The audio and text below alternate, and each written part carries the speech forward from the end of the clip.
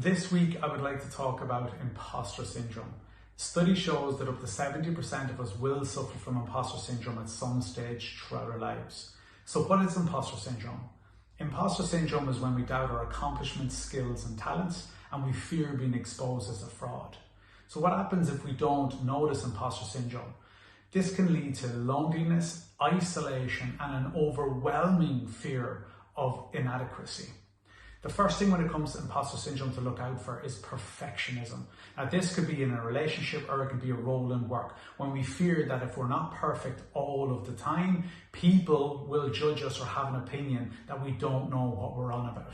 But again, if you're in that role or if you're in that relationship, you're in it for a reason. So having belief when it comes to stuff like that and not doubting yourself is a huge part of overcoming imposter syndrome. Number two then is trying to do everything for everybody else. This is physically and mentally exhausting. Again, it's a downside of imposter syndrome. If I do everything for everybody else, they're less likely to look at me and judge me and notice that I might know what I'm on about. Again, some people who act like this often lack healthy boundaries, take their work home, and often after a day's work or even a relationship, continuously feel exhausted.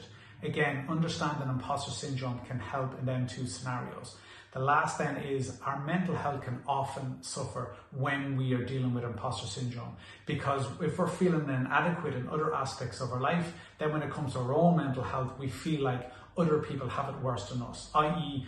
someone's more anxious than me, someone's more depressed than me, so there's no need for me to be given out or to validate my own feelings and emotions. Downside, negative, straight away. So what do we do when it comes to imposter syndrome? What can help? The first thing is we can challenge our thoughts. Studies show that we have 12 to 50,000 thoughts a day. 70%, up to 70% are negative and up to 90% are reoccurring. The only function of our brain is to keep us alive. So it's probably going to think more negative than positive because, crossing the road, driving a car, whatever it may be. But just because we have thoughts doesn't mean we are our thoughts. So don't be afraid to rationally challenge your thoughts. When we're perceiving danger, our brain goes into fight or flight. So it has this irrational thought process, building false narratives. But we need to understand that we can challenge these thoughts. Again, if I have this intrusive thought that I'm going to mug somebody on the way home, I don't go home and think that I'm a thief. It was only a thought. So I work with that and I challenge that and I say, wow, that was a thought, it just came in, I looked at it and then I let it go. But when it comes to imposter syndrome, people often get thoughts but start to believe in the thoughts so much that they build these false narratives and they don't grow in confidence and self-esteem. The second thing then is comparison. When people compare their lives to somebody else's life, or multiple people's lives, even on social media. It's like, I'm a certain age, I should have this, they have that. I'm in this role, they were in this role sooner than I was, or I'm in this role long enough, when someone had this role before me, they were gone on to the next role. Whatever it may be, whatever it may be, comparison is the thief of joy. So understand, if you're overly comparing your life to somebody else's, this can lead to imposter syndrome. The last thing is constructive criticism.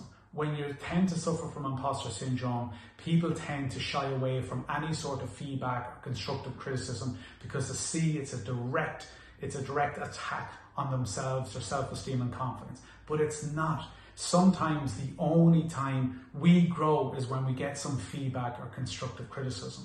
When it comes to imposter syndrome, it's all what we think of ourselves. We need to believe in ourselves. We need to believe in the relationship we're in or the role we're in work. We got there for a reason. We got there because we've worked on the relationship or we've worked hard and worked to get that role that we're in. So it's all about back to belief and believing ourselves, challenging our thoughts, negative thought process, whatever, being able to challenge that, change the false narratives. Again, if it's not 100% factual, then it's not believable. So if your mind is telling you something like, oh, you're not going to be great in the meeting tomorrow, or whatever it may be, is like, well, hang on, is that factual? No, it's not factual. The meeting didn't happen yet.